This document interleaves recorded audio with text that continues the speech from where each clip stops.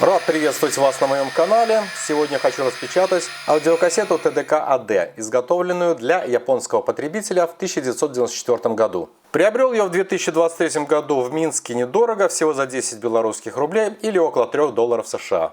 На лицевой стороне обертки указана модель AD и ниже ее расшифровка. Акустическая динамическая кассета с супер низким уровнем шума и высоким уровнем отдачи ленты первого типа. Ее хронометраж 54 минуты. На обоих боковых торцах и тыльной стенке обертки в левом нижнем углу прописана конкретная модель AD54F.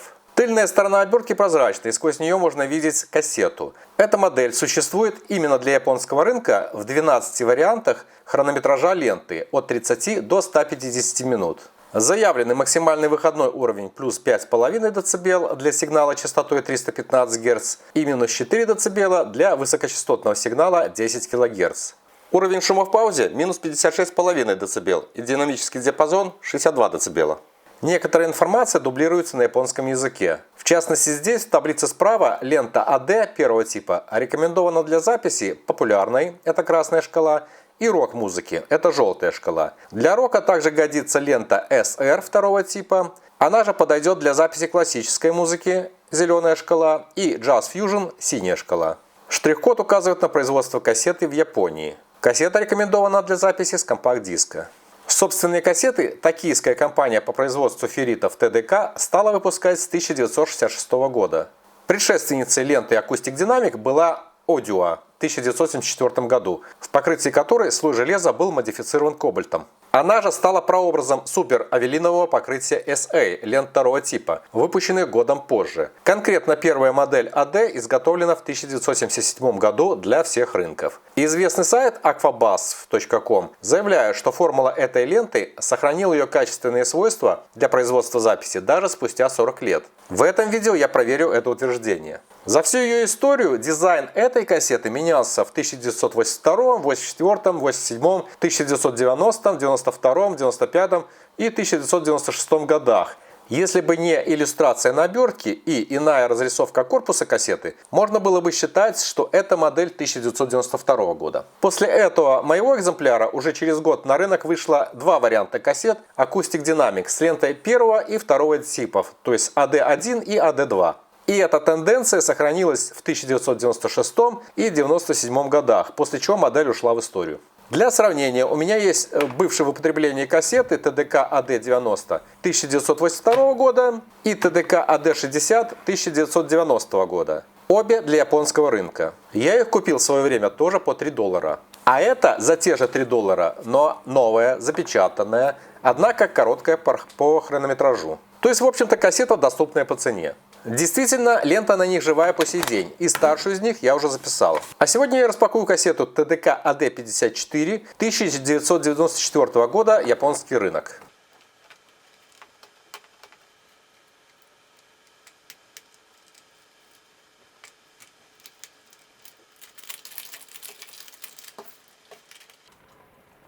В комплекте кассета, фигурно вырезанный стикер, вкладыш и футляр. Сравнивая кассеты TDK AD 1990 и 1994 годов, выяснил, что кассета уложена в такой же тонированный слим-футляр с закругленными гранями, как и кассета на 4 года старше. Пластик тонкий, выгибается из-за тугих боковых фиксаторов. У них трехлучевые стопперы в виде перевернутой литеры Y. Оба футляра на крышке в нижнем углу имеют тиснение бренда в рамке. В комплекте такие же цветной стикер, с обратной стороны которого на японском языке изложены меры предосторожности при использовании кассеты и указан телефон в Токио, куда обращаться с претензиями, и с полуразворотом L-образный вкладыш. То есть в этом комплектация кассет TDK AD 90 и 1994 годов для японского рынка одинаковая. А кассеты отличаются. По осязанию оба корпуса изготовлены из одинаковой пластмассы.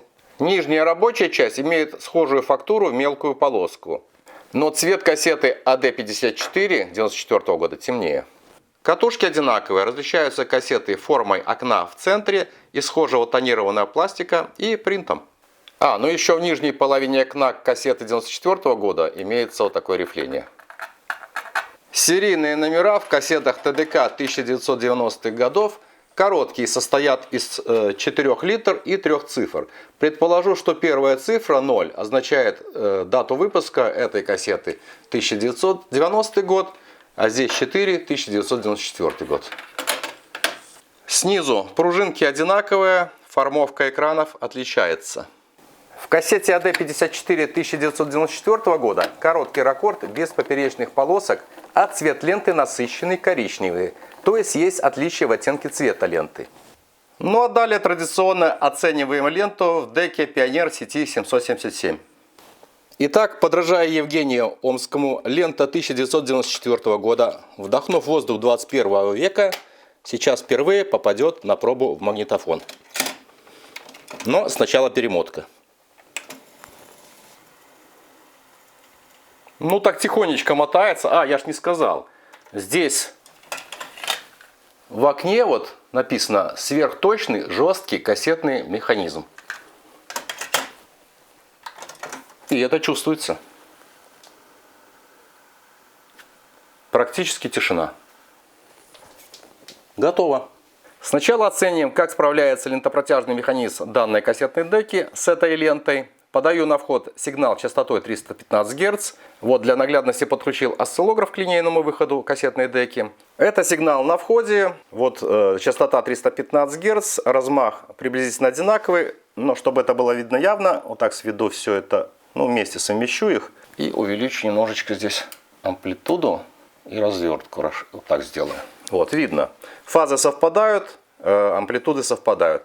Это на входе. А теперь смотрим, что на ленте получается. Запись. Вот тоже практически фазы совпадают и амплитуды. И на индикаторе видно, что также все совпадает даже без калибровки. Слушаем, как звучит запись.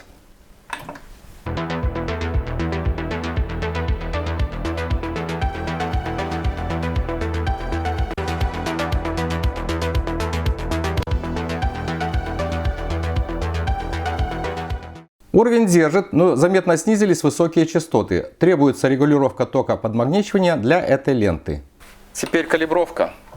Эта кассетная дека оснащена автоматической системой калибровки BLE. Вот уже откалибровалась, довольно все успешно. И повторим эксперимент. Итак, включаю запись. Это сигнал на входе. И теперь лента. Все так же успешно. Вот вход, вот лента. 0, 0. Так, а теперь послушаем одну песенку. Запись.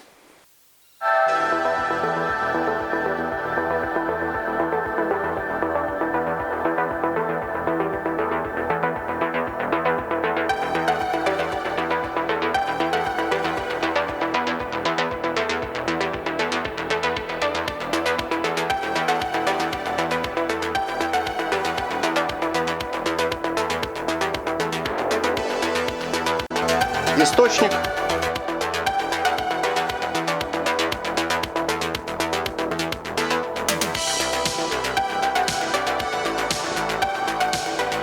Теперь лента.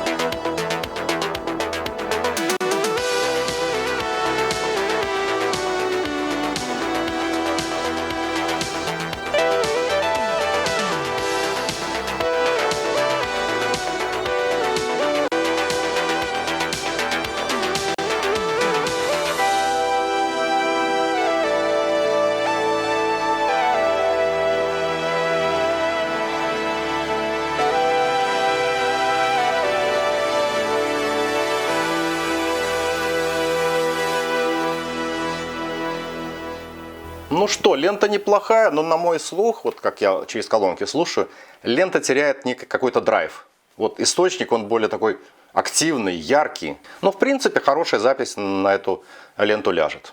Благодарю вас за просмотр. В конце хочу отметить, что ленты в кассетах ТДК очень качественные.